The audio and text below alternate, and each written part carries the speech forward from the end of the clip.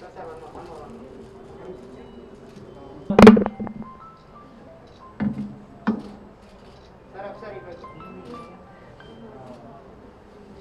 thank you. Inviting the second.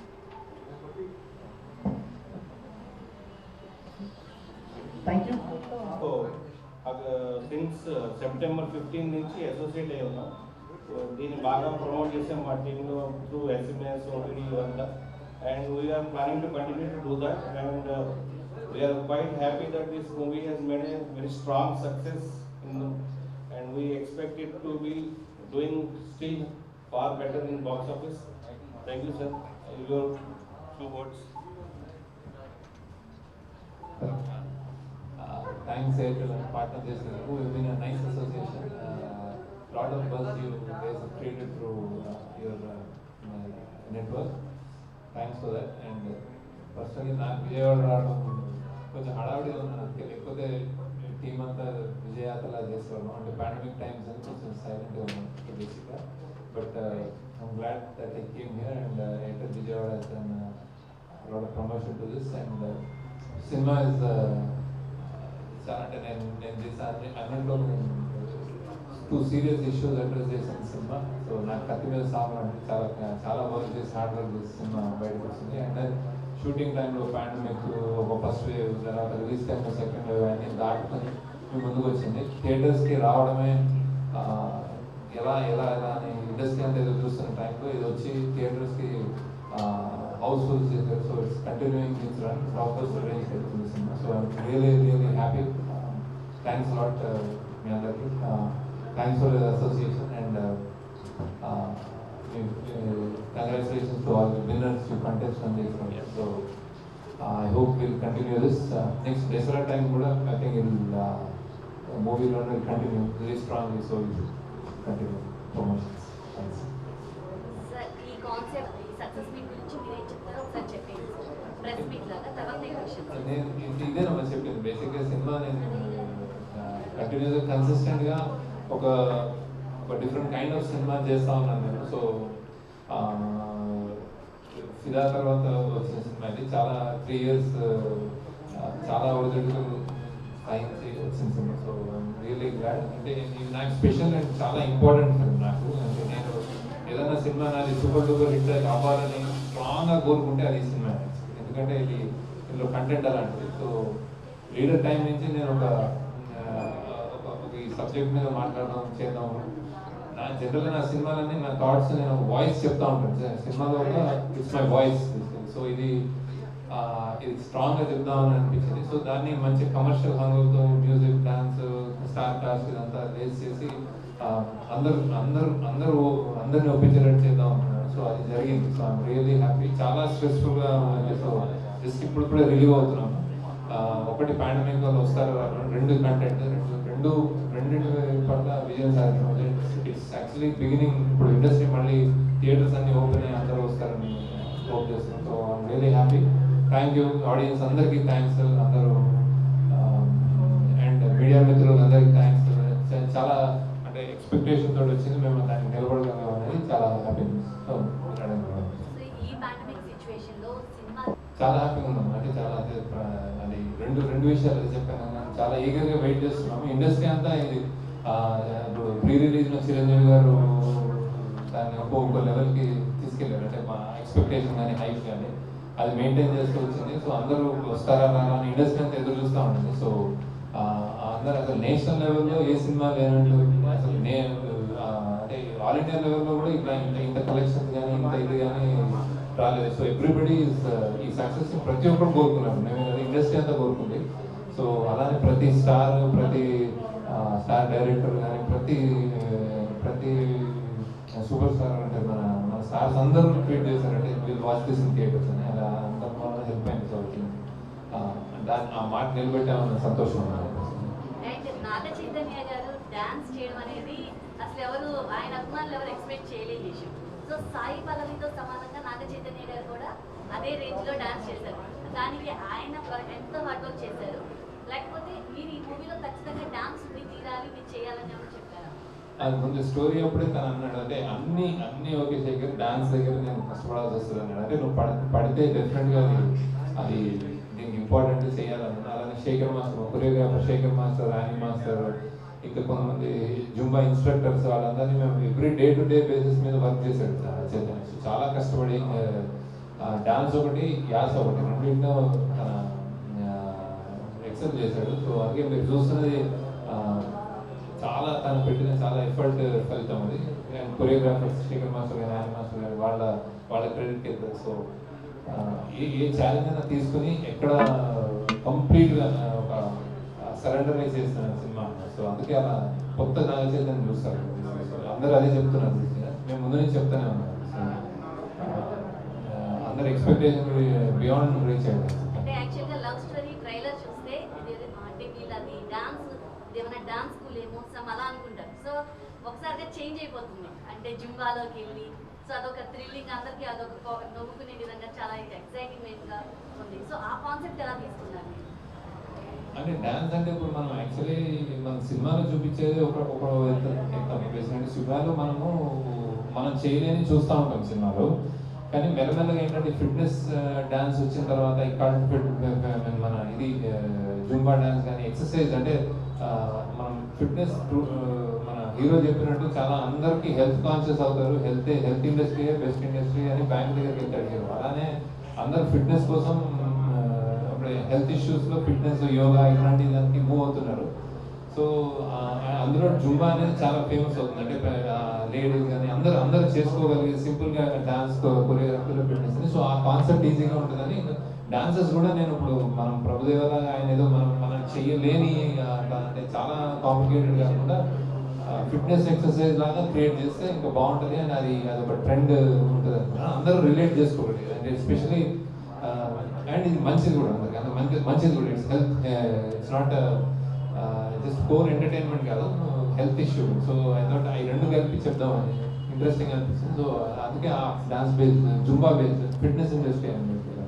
And caste గురించి నిజంగా ఇప్పుడు జరుగుతూనే ఉంది సార్. ఇప్పటికీ కూడా ఈ క్యాస్ట్ ఏంటంటే క్రిస్టియన్ అని, హిందూ అని, రిలీజియన్ అనేది ఖచ్చితంగా ప్రతి చోట రేజ్ అవుతుంది. సో ఈ పాయింట్ తీసుకొని మెయిన్ థీమ్ అది.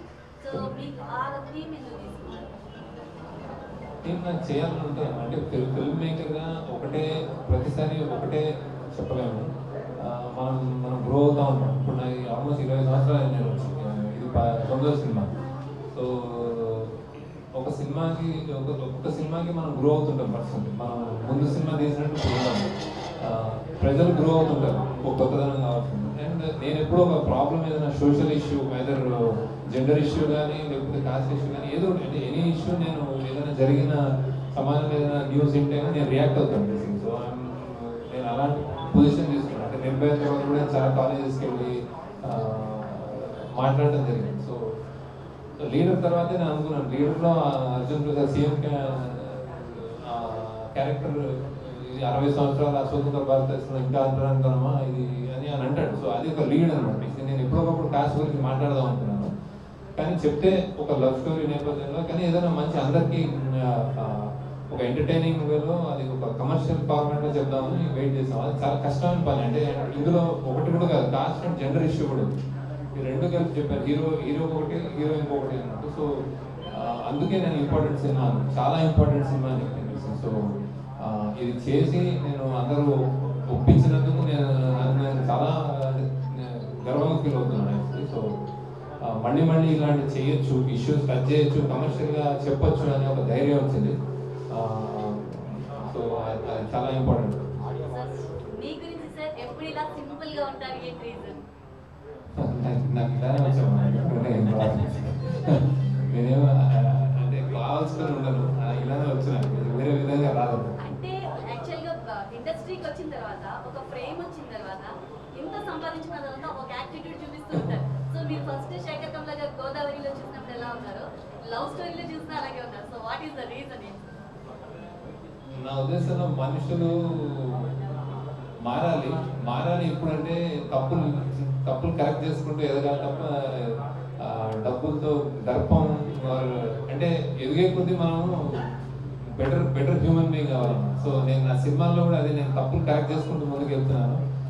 ఈ సినిమాలో కూడా నేను చెప్పినవి నేను 100% ఒక అప్రెస్ క్యాస్ట్ వచ్చిన ఒక వ్యక్తికి నేను రిప్రజెంట్ చేశాను.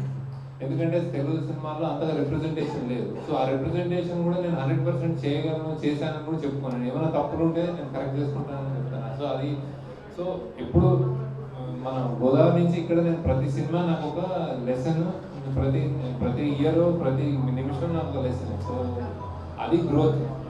ఆ గ్రోత్లో నేను అప్పుడు ఉన్నలాగా చెడు వదిలి మంచి ప్రయాణించాలి, కానీ మంచి వదిలి చెడు ప్రయాణించాలి. చెడు అంటే నేను అంటే స్టైల్ ఉంటాను, చెడు అన్నట్లే, కానీ నాది క్యారెక్టర్ అంటే ఇది నాకు ఇలానే వచ్చు, ఇలానే ఉంటాను. సో అది మంచిదే.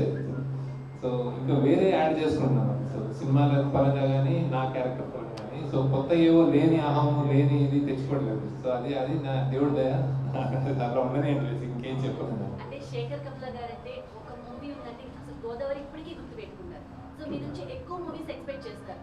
అంటే ఇయర్లీ కనీసం 1 or 2 మూవీస్ రిలీజ్ చేస్తే బాగుంటుంది.